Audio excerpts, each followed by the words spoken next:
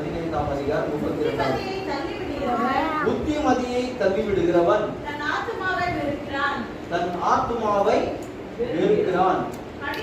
கடிந்து கொள்ளுதலை கேட்கிறவன் ஞானம் அடைவான். ஹல்லேலூயா. எந்த ஒரு மனிதன் ஞானம் உள்ளவனாக மாறுவான் என்று சொன்னால் கடிந்து கொள்ளுதலை கேட்கிறவன் மட்டுமே ஞானம் அடைவான். ஹல்லேலூயா. ஒருவேளை பேரண்ட்ஸ் என்று சொல்றத பிள்ளைகள் கேட்டால் கடிந்து கொண்டால் அவர்கள் ஞானம் உள்ளவர்களாக மாறுவார்கள். ஹல்லேலூயா.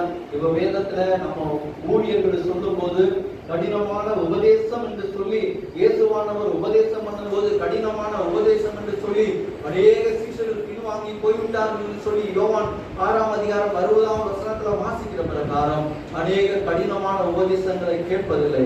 அவர்களுக்கு ஆசீர்வாதமான வார்த்தைகளே தேவை. ஹல்லேலூயா.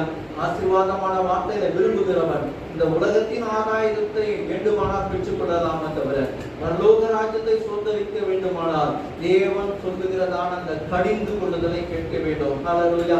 ஆண்டவர் எந்த வார்த்தைகளை சொல்லி கடிந்து கொள்ளுகிறாரோ, இதனை செய்யக்கூடாது என்று சொல்லுகிறாரோ அதன்படி நம்ம வாழ்வோமானால் நிச்சயமாகவே நாம் தேவராஜ்யத்துக்குள்ளே போய்விடுவோம். ஹல்லேலூயா.